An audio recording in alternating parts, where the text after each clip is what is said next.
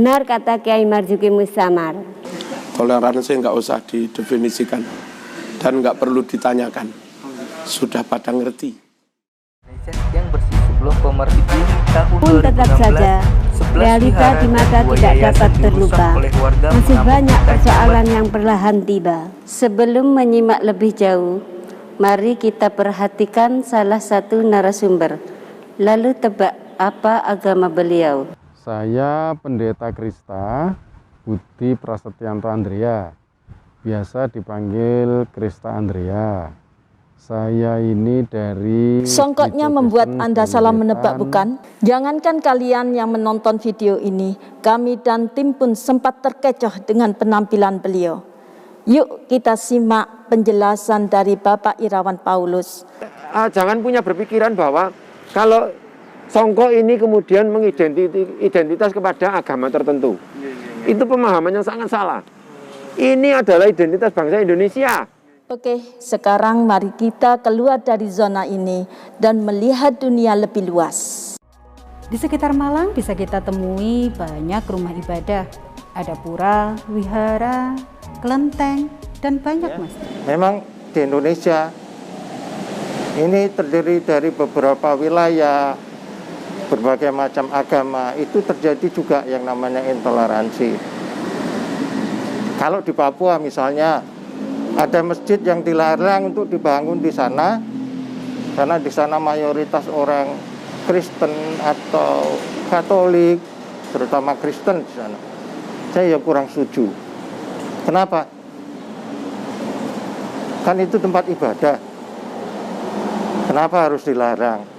Dalam kenyataan hari-hari ini pun kita juga masih mengalami kita mau bangun tempat ibadah masih dihambat dengan alasan yang berbagai macam lah.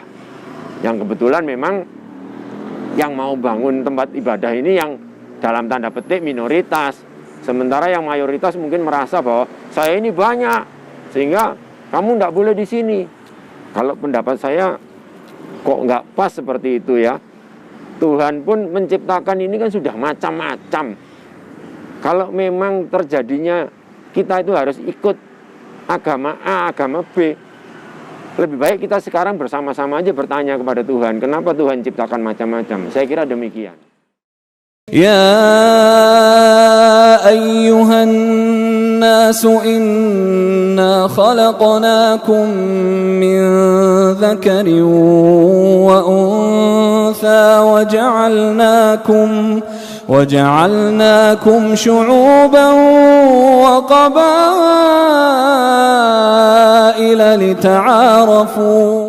Toleransi itu sebuah keniscayaan bagi bangsa Indonesia, karena bangsa Indonesia ini sebuah bangsa yang majemuk dari sisi agama, dari sisi suku bangsa, dari sisi bahasa, dari sisi antar golongan, dari berbagai sisi, ya, ekonomi, pendapatan, pendidikan, semuanya majemuk.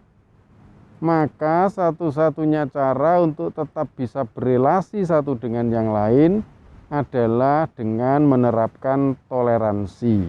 Toleransi, kebetulan seorang teknik. Wah, jadi saya mengingat angka-angka toleran di antara mesin 1, mesin 2, gearbox, ya pada gearbox.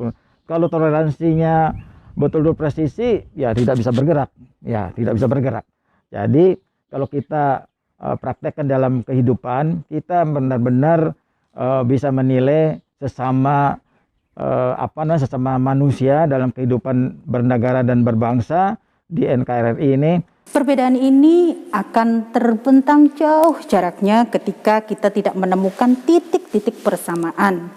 Sehingga kita membutuhkan wadah untuk mengakomodir bertemunya, berdialognya antar umat beragama.